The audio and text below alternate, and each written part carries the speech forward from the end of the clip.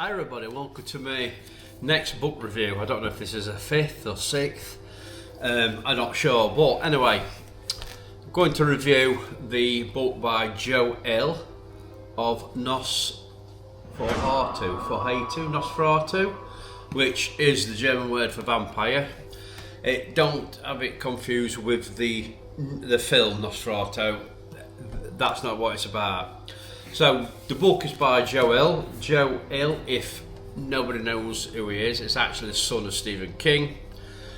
Joe uses Hill instead of King because he didn't want to live, off his father's name. He wanted to do it all himself. So I've read this book. Now I've read a few Stephen King books, and this is better than all his dad's books. What I've read at the moment. So, Nosferatu, what's it about? Well, it follows a girl called Vic McQueen. It's a story that flicks backs and forwards. It's really good. So basically, I'm trying not to get any spoilers in case you want to read it, but there might be because I know how my mouth runs. So at the beginning, it's an hospital. There's a patient there who's been in a coma for months. Charles Manx. He's been in a coma, and that's. Sorry, that lights have just flashed on. That's weird. Anyway, that's where it starts. So it starts with Charles Manx in a coma, and he starts to wake up, and then it flicks. It goes to Vic.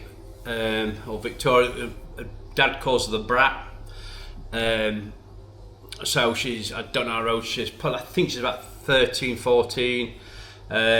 She goes with her dad into town, sees a rally BMX burner. And he says, "Oh, it's going to be too big for you, Vic, that. You're only small." Anyway, a month later, her birthday, her dad's brought this BMX. So, what goes off is there's an argument. The mum and dad don't get on. They've just been away to this lake. Her mum's lost her bracelet, and they "Oh, where's my bracelet? You've lost it." And they're arguing about it, and she's in her bedroom, got fingers in her ears, sick of the argument. I'm going. So in her mind, she's got this bracelet where this bracelet is. So she rides off, and she comes to the old bridge that's. At the bottom of the town. She goes through the woods, hits this bridge, and the fence has moved so you can actually go into the bridge. So she says, "I've had enough," so she starts cycling across this rickety old bridge.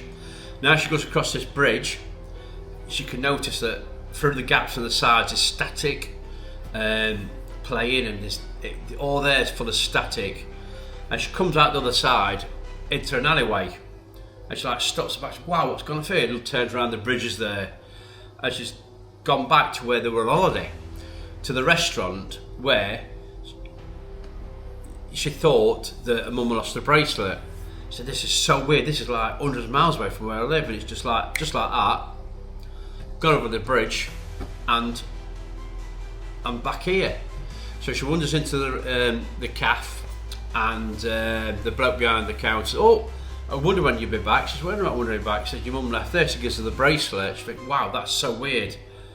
That is really so weird. I've travelled in time back to find this bracelet. It's so weird." So anyway, she goes back across the bridge, hands the bracelet back, says she found it in the car, blah blah blah.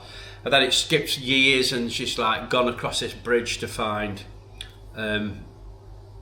cats and lost cats, lost property.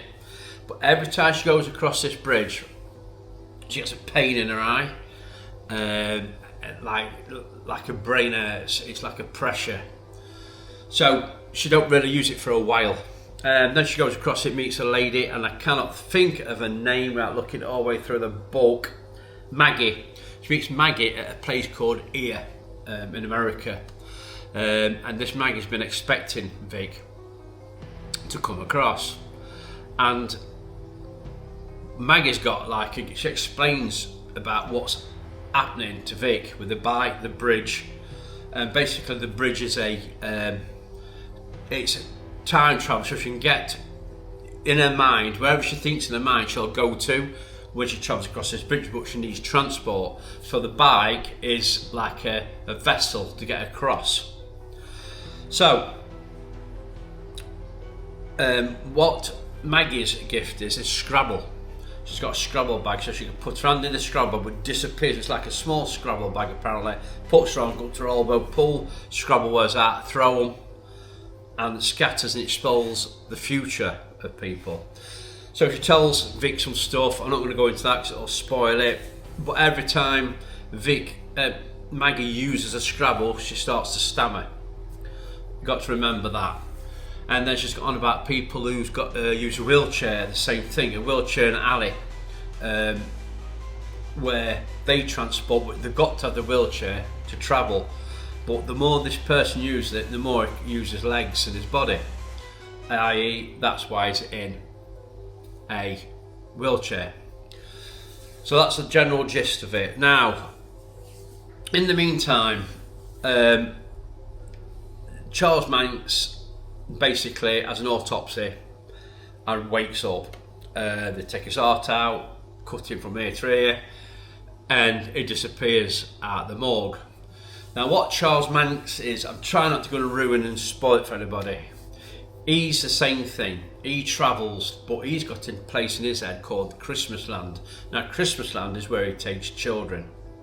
So he'll kidnap children, take them to Christmas Land in a old Rolls Royce Wraith, which is an old, play Monopoly, you'll see a car, and that's a Rolls Royce Wraith. So that's his transport to his imagination, if you know what I mean. So whatever you imagine when you're able to travel through these things is what other end. So he has got something called Christmas Land. Christmas Land is a place where it takes children, where they can live Christmas every day, but the children turn into like a vampire-ish child on the journey in the Wraith to the Christmas Land, and they grow sets of teeth and they become like nasty, but then they see Manx as their father. But to do this, Manx has got to get rid of the parents. Now there's another character in this, and I think it's Bing, I might be wrong, I can't remember because it's at the beginning of the book. The gas mask man, basically. So basically this gas mask man works at a pharmacy where they do gas for like dental treatment that tasted gingerbread. So basically what he does, he gets the parents, gasses them, does whatever they want, basically gets rid of the parent. Manx takes the child and they go to Christmas Land. Now, later in the story, Vic ends up travelling to the house. I can't remember the name of the house, this is so bad because I've just read the book. Manx's house, but in the trees there's all baubles, Christmas baubles everywhere, dangling in all the pine trees. That will come at the end. I'm not going to ruin it what they are. I had an inkling, I was nearly right what these baubles mean. They do mean something in the story. Basically, she has a run with Manx. Manx knows she can travel now, and there's a bit of a fire, and Vic just escapes with her life and goes back, and Manx is trying to chase her. She goes across the bridge, comes out, meets Lou, who becomes the father of her child. Now Lou and Vic are totally two different characters. Lou is a nerd, rides a chopper bike, and he sort of rescues her, believes her story, etc, etc. Later on in the book, Wayne, who was her child, grows up, and basically, I'm not going to ruin it, but Wayne gets caught by Manx. So the book is about Vic trying to get back to get a child, Wayne, from Manx. The fight with the gas man and the house asleep, that is his house, so that's where he puts the people to sleep. The book is just amazing. It's so, the storyline's so simple, but the story is magnificent. There's not a dull moment in the book. You just read it and read it, read it. It just fills in brilliantly. So like I said, the number plate NOS 482 Nosferatu. Basically, German word vampire. The children turn to vampires. I think that's where Joel's going with it. Excuse me. It's a great book, an absolute great book. Through the book, you go back to see Maggie. Something happens to Maggie.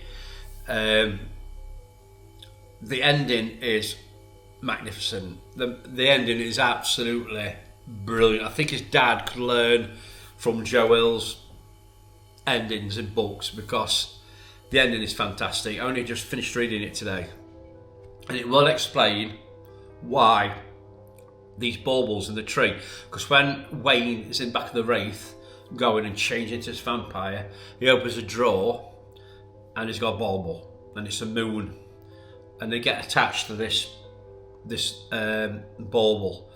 So like I say, it is definitely worth a read. Joe Wills, Nosferatu. I'm definitely going to read you some more of his stuff, 100%. Now, if you want to watch any of my other book reviews, it'll go on the list. Just watch it back. There's about, I think it's 5 or 6. Up to yet, I give this book, out of all of them, 10 out of 10. That's how good it is. Now, my next book I've just started reading today is Dune. I am going, because like I keep saying, paranormal covers a vast range. Dune is a science fiction. I've never read science fiction. Science fiction is not my greatest thing. I don't really like it, apart from the UFO side. But I am going to read Dune. And when I've read Dune, I'm going to go back to the horror and the scary story side, because I think that's more me, to be quite honest. So let us know your thoughts. Let us know if you're going to read this book. Let us know if you've read this book. And once again, let us know if there's any books you want me to cover in this little thing we're doing. So guys, thanks for watching. If you haven't subscribed and watching it, hit that subscribe button. It's free and it'll help us. So guys, catch you next time. Thanks for watching. Bye bye.